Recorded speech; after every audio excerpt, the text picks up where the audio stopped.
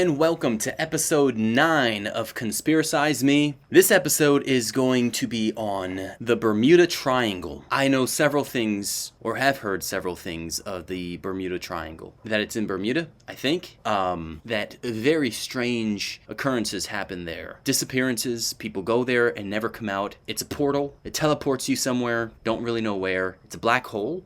So there's all sorts of things. It's a vortex that kind of sucks you into the middle of the earth. I don't think anybody really knows what the phenomena actually is. Has anyone actually gone through the Bermuda Triangle and made it out alive? I believe so. But what is this Bermuda Triangle fascination? What is the conspiracy theory surrounding it? So I'm going to have my good friend ChatGPT hook me up with some knowledge on this conspiracy theory because I have no idea what it is. The Bermuda Triangle is one of those topics where mystery, fear, and storytelling all got tangled together. What it is. The Bermuda Triangle is a loosely defined area in the Atlantic Ocean, typically between Florida, Bermuda, and Puerto Rico. Okay? So if Bermuda is part of this triangle, why is it called the Bermuda Triangle? Why not the Florida Triangle or the Puerto Rico Triangle? What's up with Bermuda? Gained notoriety because of reports of ships and planes mysteriously disappearing there. Interesting. It looks relatively small comparative to, the entire Atlantic Ocean. And as you can see, yeah, Bermuda is right here, super small compared to Puerto Rico. And then you've got the tip of Florida here by Miami, it looks like. Then, of course, you've got this vortex. Who knows what goes on there. And then you've got some other photos. Hurricane hitting Bermuda. Oh, there's the vortex. Can you imagine just a random waterfall in the middle of the ocean? How crazy is that? And then a plane just going down into this vortex because it got hit by lightning. All right, there are several ideas, so bear with me. Number 1, alien activity. Some believe extraterrestrials are behind the disappearances, either abducting vessels or using the area as a hidden base. There's zero credible evidence, but it sticks because it explains the vanishing without a trace aspect. So people literally just go missing? Ships? Planes? Is it just people? What about whales? Fish? While we're at it, mermaids? Are aliens interested in anything other than humans? Are they interested in mermaids? If aliens are a thing, mermaids are a thing. I don't see why we have to cross anything off the list if aliens are a thing. All right, number 2, Atlantis technology.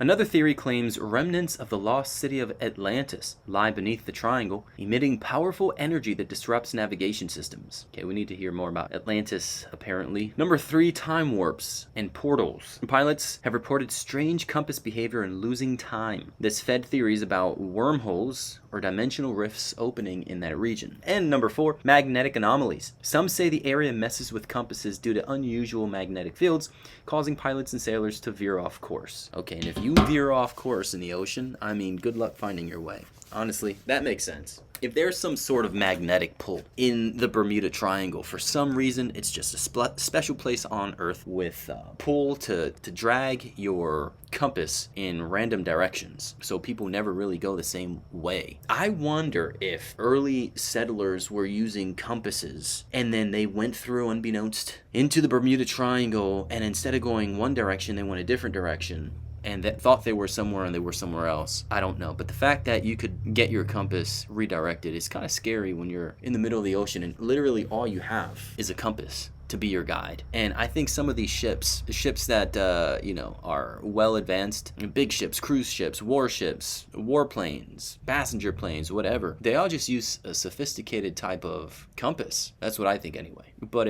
whether it's early days compass, whether it's super simple or super sophisticated, if any of those apparatuses are open to the effects of the Bermuda Triangle, then I don't see how you can beat that behemoth. So anyway, moving on. Famous incidents that fueled the myth. Here we go. Flight 19 in 1945. A group of U.S. Navy training planes disappeared during a routine mission. The rescue plane sent after them also vanished. USS Cyclops, 1918, even earlier. A massive U.S. Navy cargo ship disappeared without sending a distress signal. 309 people gone. Okay, so far we have the commonality is the U.S. Navy. That doesn't look too good. Numerous smaller boats and aircraft incidents reported over decades. That's not really specific, but okay. What's actually going on? Here's where things get less mystical and more grounded. Heavy traffic area. This region is one of the busiest shipping flight zones in the world. More traffic equals more incidents. Okay, so it's not like people try to avoid the Bermuda Triangle. The Bermuda Triangle is actually, as it says here, one of the busiest shipping and flight zones in the world. Makes sense? With all of these things, these activities going on, there would be a few incidences that are kind of strange. Severe weather, sudden storms, hurricanes, and rogue waves are common in the Atlantic. That makes sense, which is why you have this image here of a hurricane incoming toward the Bermuda Triangle. So yeah, I mean, that would be rough. And that's a massive hurricane. Human error, navigation mistakes, poor communication, and mechanical failures explain a lot of cases. Methane gas eruptions. Some scientists suggest bursts of methane from the ocean floor could reduce water density and sink ships quickly. That doesn't make any sense. Agencies like the U.S. Coast Guard don't recognize the Bermuda Triangle as unusually dangerous compared to other ocean regions. Really? The U.S. Coast Guard could say, it's not dangerous. We just lost a few Navy ships there at different times. You know, we lost a U.S. Navy ship with 309 people on it, but it's not that serious. It seems pretty serious. The reality check. The conspiracy exists mostly because a handful of real mysteries got sensationalized. Media and books, especially in the 1960s and 70s, amplified the story. Isn't it always the case that whenever authors want books to sell, whenever someone really wants to become famous and feed off of something, stories get even more strange? You know, recollections get even more insane. Like, you just hear things that are made up that get weirder and weirder, and the stories don't sound the same. They always just get more and more complicated and strange. I think that's what's happening here with the Bermuda Triangle. Let's sell some books. People love unexplained phenomena, and people love reading strange things. I mean, give me the lies. Give me all the lies, as long as it entertains me, which I guess is, you know, what draws people as well to a good story. Listen, some people are great storytellers, and I'm convinced that they add in their own flavor of what happened when in actuality it wasn't really like that. It's what you thought it was, or maybe what you thought it should be like. If you strip away the storytelling, there's no solid evidence of anything supernatural happening there. Okay, now we're talking about supernatural. I guess, and would it be is alien activity supernatural? That's a good question.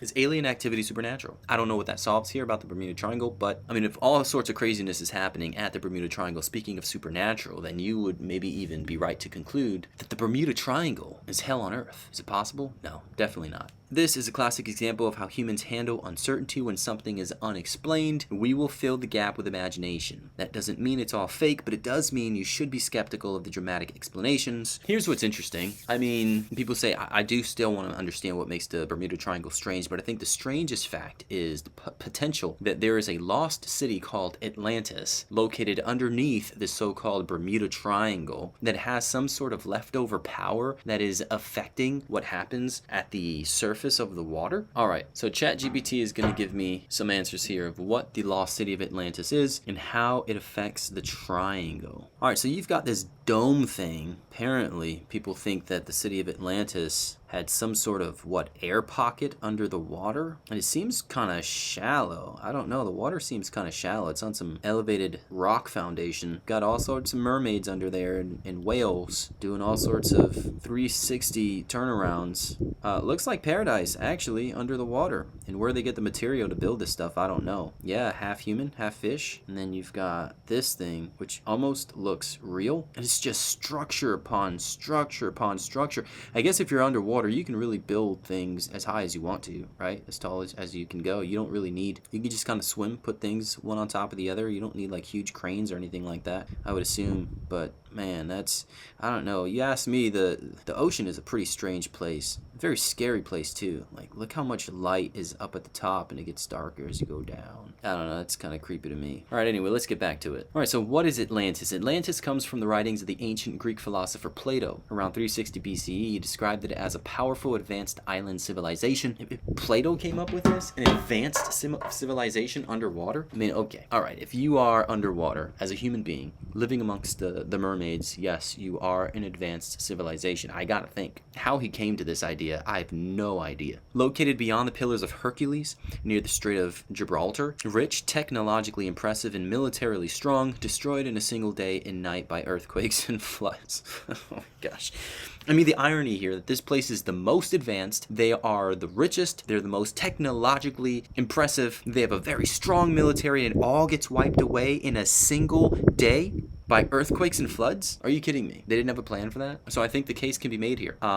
We've tried living underwater as a human species. We know it doesn't work. Are we now going to try to live on the moon? Are we going to now try to populate Mars? Have we learned nothing from Atlantis? If you can't live underwater, then for sure you can't live in space. So we're stuck here on land. Have we learned nothing? Here's the key point most people miss. Plato likely used Atlantis as a moral story, not a historical report. It was meant to show how a great society can collapse due to arrogance and corruption. Yeah, you know what? I believe that because I don't think Plato was a dumb person. And listen, I'm not trying to call anybody out, but if you really think that there was a civilization that lived underwater, existed underwater, you've been watching too many superhero movies. Too many superhero movies. All right, let's get to the crazy part. As to how Atlantis ties into the Bermuda Triangle. This is where mythology blends into conspiracy. The theory, some believe that Atlantis didn't vanish completely. It sank beneath the ocean, possibly in or near the Bermuda Triangle. So what, people still exist down there? Doubt it. According to this idea, Atlanteans had advanced technology, crystals, energy sources. These devices are still active underwater. They emit energy fields that disrupt compasses, interfere with navigation systems, cause ships and planes to disappear. Really? That's all they do? You're telling me that this super advanced civilization had crystals and energy sources that still are active underwater, and all they do is disrupt compasses? Are you kidding me? Some even claim the triangle is a kind of energy grid node. Atlantis tech creates portals or time distortions. Interesting. Okay, now we're getting bigger and bigger. You see with the whole, you have to sensationalize things. No, it doesn't just mess with your compass. It doesn't just turn the needle, so instead of pointing north, it's pointing south. Oh no. It creates portals or time distortions. So now it's messing with your clock. Potentially your inner biological clock, who knows? What is grounded? Plato really did write about Atlantis. Underwater ruins exist around the world, but none confirmed as Atlantis. Underwater ruins exist around the world? Is that because the ruins, the buildings fell into the water? Or is that because the water rose above what used to be dry land? What are we talking here? The ocean still hides a lot we haven't explored. And I will be the first to say I'm okay with not exploring it. What isn't supported, not verified evidence Atlantis existed as a real advanced civilization, no proof of ancient energy machines under the ocean, no scientific data linking Atlantis to Bermuda Triangle incidents. The triangle has unexplained stories. Atlantis provides a cause. All right, we all want to believe that there's ancient tech that is better than what we have today, and we just don't understand it. I just have to say I don't believe that the tech that was available in history is better than what we have now. I just don't believe that. I don't think there was a civilization that had technology figured out, got wiped out. But then you got to think, right? Is there technology that was snuffed out years, many, many years ago because people, governments, scientists didn't think that the world was ready for it, or didn't think that the world had the electrical capacity for it, or just greed, or perhaps jealousy. And so the people's ideas just got stomped on and eradicated. Is it possible that we've had access to better technology than we have today, but it was gotten rid of because people are just really good at hiding things? Or maybe there's technology we haven't seen. Obviously, I think there is technology that we haven't seen, especially when it comes to the government, military. We have no idea what's out there. And then you got to think, okay, well, some of this technology we haven't seen that does some wild things that people know about. Where was the inspiration for this taken from? Did it come from someone's creativity? Or did it come because something was discovered, found, whether in the water, in someone's basement, whatever it might be, or it just fell from the sky, and so they discovered it? What if a lot of the technology that we know of today, or some of the best technology that we may not even know of, wasn't invented, but discovered? I don't know. It's an interesting concept. The Atlantis-Bermuda Triangle link is a story built on top of another story. Atlantis itself is likely fictional, or at best loosely inspired by real ancient disasters. The Bermuda Triangle isn't uniquely dangerous, so I believe that we have come to the conclusion that Atlantis is a hoax made up by Plato to just tell a moral story, and I don't think that he thought that it would take on the legs of some alternate reality that it has today. I don't think Plato meant to trick us, but I think what we do sometimes is just take people's ideas and run with it and build it up and add some of our own stuff, and then maybe even the original creator of the idea is long gone.